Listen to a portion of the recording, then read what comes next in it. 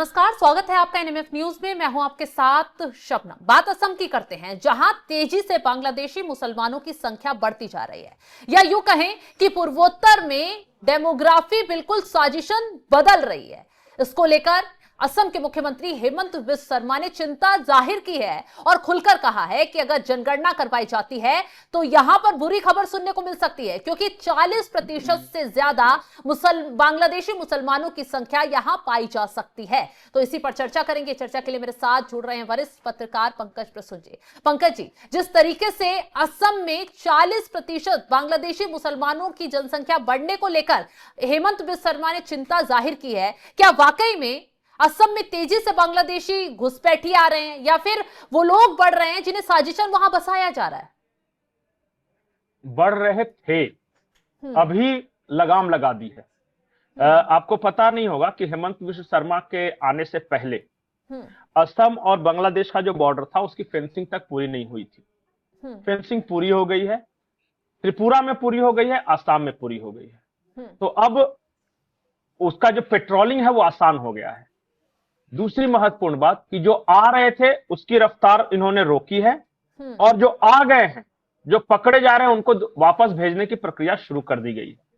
लेकिन इतना चीजें इतनी बुरी तरह बिगड़ चुकी हैं कि उसको संभालने में थोड़ा टाइम लगेगा, और लग भी रहा है कि ये बांग्लादेशी मुसलमान जो हैं वो 1971-45 के दौरान के हैं, या फिर ये घुसपैठ कर यहां आ रहे हैं? नहीं, लगातार हो रहा था घुसपैठ। 47 में ज्यादा हुआ, जब देश का बंटवारा हो रहा था। तो उस वक्त क्या हुआ था कि रिलीजियस लाइन पे था, तो उस वक्त मुसलमान इधर से गए बांग्लादेश में, और वहां से चकमा हिंदू शरणार्थी जो है वो आए, और कुछ मुसलमान भी हैं। फिर दूसरा जो फ्लो हुआ 1971 में, जब बांग्लादेश वॉर ऑफ इंडिपेंडेंस हो रहा था, तो बहुत सारे ऐसे मुसलमान भी जो कि वो पाकिस्तान को नहीं पसंद करते थे, बंगाली कल्चरलिज्म को लेकर आंदोलन करते थे, वो भी भाग के आए, क्योंकि पाकिस्तानी फौज उनको वहां पे सता रही थी। तो वहां तक तो ठीक है। उसके बाद राजीव गांधी ने एकॉर्ड साइन किया, असम एकॉर्ड बोलते हैं, वो प्रफुल्ल कुमार मोहंता वगैरह ये सब थे। तो उस वक्त ये तय किया गया था कि हम एक डेडलाइन देंगे 1986 का, कि 86 तक जो आ गया है चलो ठीक है, उसके बाद जो है नहीं आएगा। लेकिन फिर भी आते रहे, क्योंकि पोरस बॉर्डर है, और उस वक्त मतलब बहुत बुरी स्थिति थी। फिर आके बसते गए। और ये जो मियां मुसलमान है जिनको ये बोल रहे हैं, क्योंकि जैसे मुसलमान बोलते हैं ना तो फिर सब लोग सेंटिमेंटल हो जाते हैं, वहां ये मियां मुसलमानों को भगाने की बात की जा रही है। तो ये वैसे मुसलमान हैं जो कि असमी नहीं बोलते, इनका जो मदर टंग है वो बंगाली है, और इनका बंगाली स्लैंग जो है वो पश्चिम बंगाल वाली स्लैंग नहीं है, इनका उस पार वाली स्लैंग। तो वैसे मियां मुसलमानों को भगाने की बात बार बार ये कर रहे हैं। लेकिन बहुत सारे ऐसे हिंदुस्तानी मुसलमान हैं जो, असम की जनसंख्या का हाफ, थोड़ा बहुत ही कम है मोटा मोटी। अब सोचिए कितनी विकट स्थिति है। और मैं पूरी जिम्मेदारी के साथ बोल रहा हूं कि ये अभी गौरव गोगोई के फादर जो तरुण गोगोई थे, उन्होंने और उनसे पहले की कांग्रेस सरकारों ने आने दिया जानबूझकर, ताकि हमारा वोट बैंक बढ़े। क्योंकि उस देखिए, अब वहां बीजेपी उस वक्त थी नहीं, और एक छात्र आंदोलन हो रहा था असम गण परिषद का, और छात्रों का आंदोलन था, वो सब विरोध कर रहे थे। तो जो विरोध कर रहे थे उसके अपोजिट में ये कांग्रेस थी जो कि सपोर्ट कर रहे थे उनको। तो उसी में चूंकि सरकार कांग्रेस की थी, तो इन्होंने घुसाया है बहुत ज्यादा लोगों को।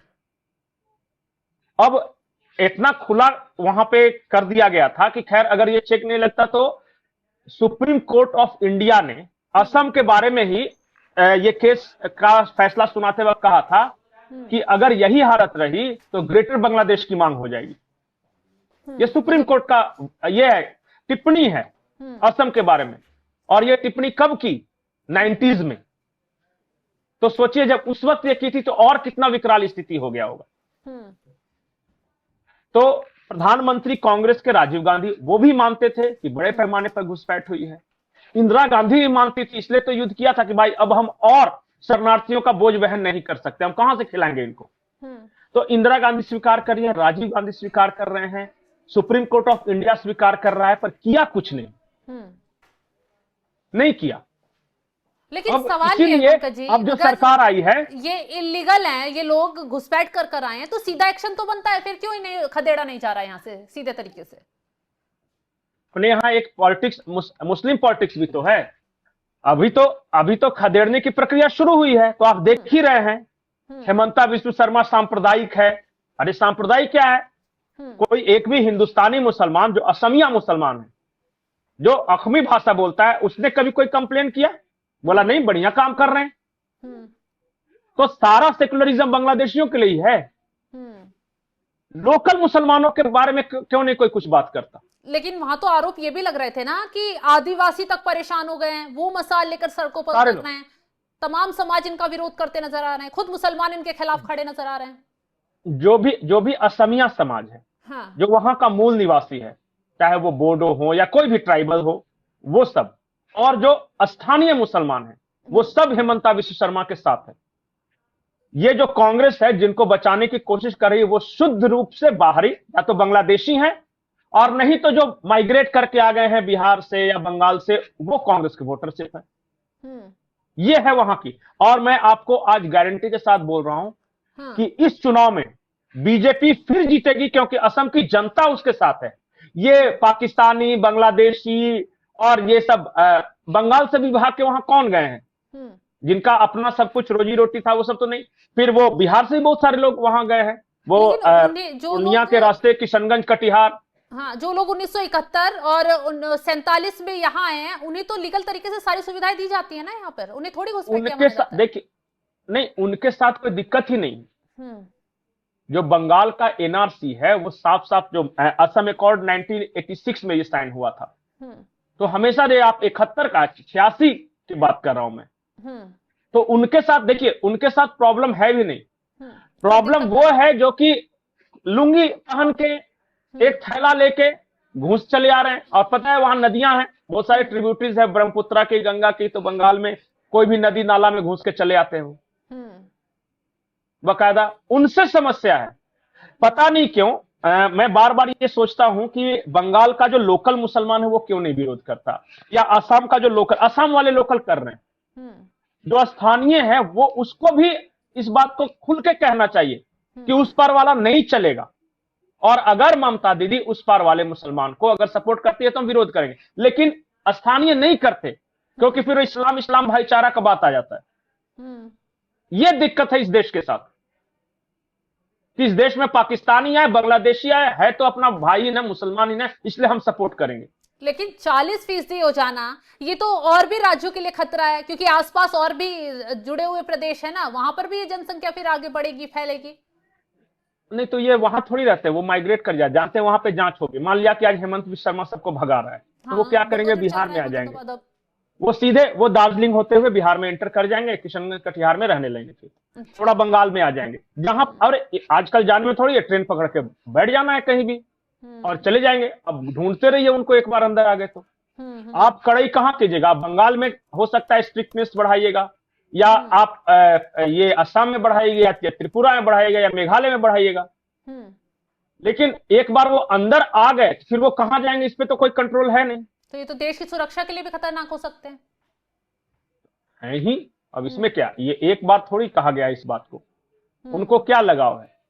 और बांग्लादेश ने तो साथ साथ ये भी कहा है कि जब हम अटैक करेंगे इंडिया पर, तो हमारे जो भाई 13 लाख, उन्होंने 13 लाख कहा था, जो बंगाल में मौजूद हैं, जो असम में मौजूद है, हमारे लिए लड़ेंगे भारत के अंदर से, ये कहा है उसने।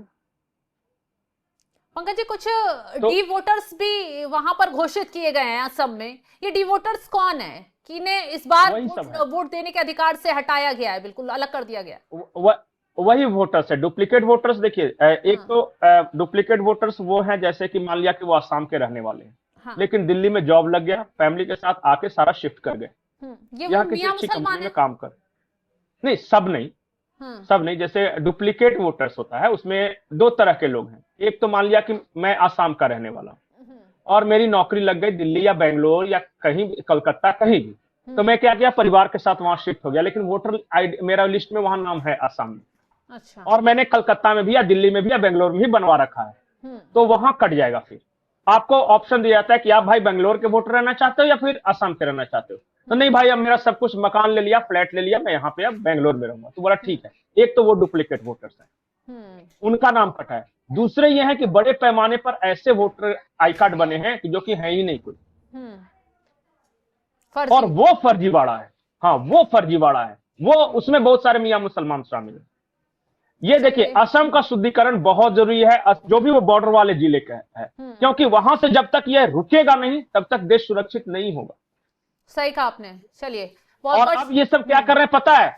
असम से जब ये भगा रहे हैं ना हेमंत बिस्वा शर्मा, तो ये अरुणाचल प्रदेश और नागालैंड तरफ जाके बस रहे हैं, आसपास के इलाकों में जा रहे हैं। ठीक है, क्या करे, यही दिक्कत है भारत के साथ। चलिए, इसी बात को लेकर मुख्यमंत्री हेमंत बिस्वा शर्मा ने चिंता जाहिर कर दी है और सीधे सीधे कहा है कि अगर जनगणना यहां करवा दी जाती है तो बहुत बुरी खबर सुनने को मिल सकती है। 40% आबादी जो बांग्लादेशी मुसलमानों की यहां बढ़ी है वो खतरनाक साबित हो रही है। डेमोग्राफी तेजी से बदल रही है और हो सकता है इसको लेकर आने वाले वक्त में हेमंत बिस्वा शर्मा कोई बड़ा कदम उठाएं और ये कदम विपक्ष को भी झटका दे सकता है। तो चलिए, इस खबर को लेकर आप क्या कुछ राय रखते हैं कमेंट बॉक्स में जरूर बताइएगा और तमाम बड़ी खबरों के अपडेट के लिए आप हमारे साथ जुड़े रहें। नमस्कार।